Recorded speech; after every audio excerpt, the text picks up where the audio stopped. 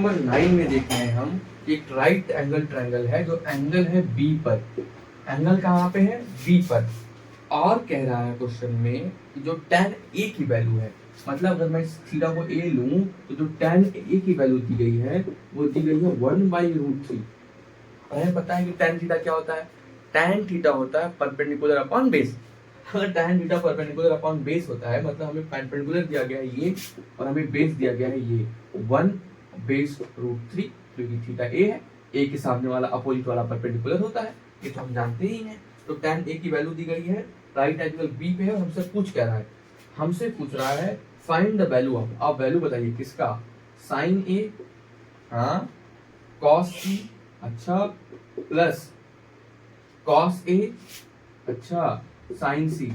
इसकी वैल्यू बता दो जरा, तो इसकी वैल्यू बता दो जरा। क्या डिफिकल्ट है? क्या कठिन है? क्या है? क्या है कठिन है? क्या हमें पता है कि हम कैसे कर सकते हैं। देखिए, हम इससे, ये राइट एंगल ट्रायंगल है, हाइपोटेनस तो पता नहीं है भाई, हाइपोटेनस तो पता नहीं है, पर पाइथागोरस थ्योरम लगा के हम AC स्क्वायर इक्वल्स टू ये वाला स्क्वायर यानी 1 का स्क्वायर प्लस √3 का स्क्वायर कर सकते हैं। क्या क्यों कर सकते हैं? ये कैसे कर सकते हैं? क्योंकि हमें पाइथागोरस थ्योरम से पता है हाइपोटेनस का स्क्वायर इक्वल टू परपेंडिकुलर का स्क्वायर प्लस बेस का स्क्वायर। हमने यही से किया, हम देखा AC स्क्वायर इक्वल टू 1 + 3 यानी 4, तो AC इक्वल टू √4 यानी 2। ये क्या आ गया? 2 आ गया। AC क्या आ गया? AC आया है 2। अब देखो साइन ए, साइन थीटा क्या होता है मेरे बच्चे? साइन थीटा होता है परपेंडिकुलर अपॉन हाइपोटेनस। साइन ए की बात हो रही है, तो ए के लिए परपेंडिकुलर 1 है, हाइपोटेनस क्या है? 2, तो 1/2 इनटू है ये, इनटू, बीच में कुछ नहीं, इसका मतलब इनटू कॉस सी। कॉस थीटा क्या होता है? याद होना चाहिए, बेस अपॉन हाइपोटेनस। बेस क्या है? सी के लिए, सी के लिए परपेंडिकुलर ये वाला हो जाएगा, तो बेस ये होगा 1, बेस अपॉन हाइपोटेनस 1/2। अब प्लस देखो कॉस ए, ए के लिए परपेंडिकुलर ये, ए के लिए परपेंडिकुलर ये, तो बेस √3, तो cos A equal to base upon hypotenuse, ये हो गया। साइन सी के लिए अपोजिट वाला परपेंडिकुलर, तो अपॉन √3 परपेंडिकुलर अपॉन हाइपोटेनस 2। अब देखिए इसको निकालेंगे तो आ जाएगा 1/4 प्लस 3/4, ये आ जाएगा 4/4, क्योंकि डिनोमिनेटर सेम है तो ऊपर ऐड कर देंगे, तो 4/4 1 आ गया आंसर। ये हमारा फर्स्ट पार्ट हो गया, 9th क्वेश्चन का फर्स्ट पार्ट। अब हम देखते हैं ठीक ऐसे ही 9th क्वेश्चन का सेकंड पार्ट क्या होगा। 9th क्वेश्चन का सेकंड पार्ट देखते हैं, इसको इरेज कर दूं। 9th क्वेश्चन 9th क्वेश्चन का सेकंड पार्ट देखते हैं, इसको इरेज कर देता हूं।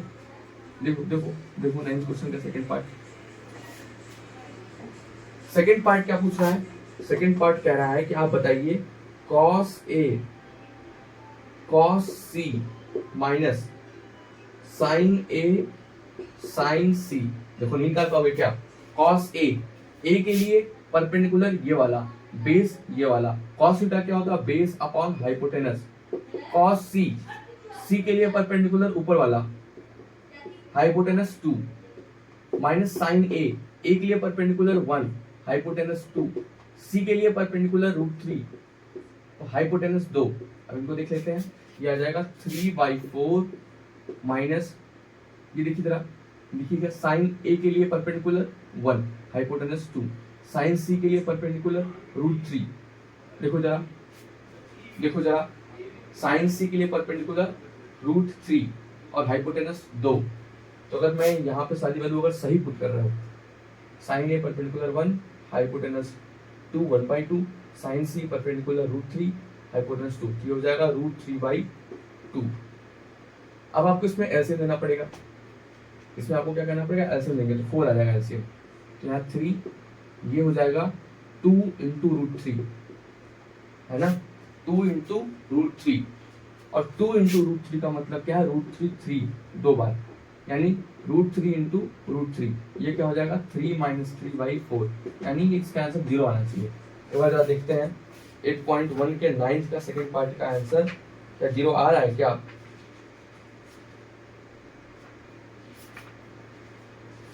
देखो जरा, हाँ 0 आंसर आ रहा है, तो ये हमारा हुआ 9th वाला पार्ट। अब हम बढ़ते हैं 10th वाले क्वेश्चंस को देखते हैं। 10th को देखेंगे हम, 10th क्वेश्चन को देखेंगे, 10th सवाल को देखेंगे हम, 10वें नंबर सवाल को। 8.1 के हम 10th क्वेश्चन को देखेंगे, देखेंगे कि क्या कह रहा है। देखेंगे, ये याद करना पड़ेगा आइडेंटिटीज, तब जाके काम सही होगा।